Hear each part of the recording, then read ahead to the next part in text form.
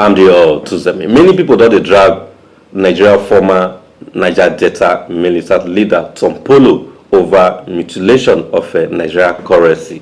Now they call dey draw the attention of EFCC based on say let's say Tom Polo mutilate the Nigeria currency.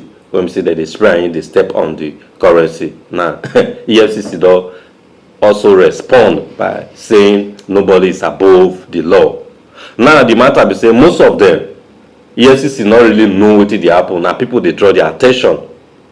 You get the point. Couple say that they operate online. That one day. But the question be say people say they go feel really drag Tom Polo to answer for the question of mutilating Nigeria currency. The question is left for EFCC to answer. Because say they know say Tom Polo na big name for the society.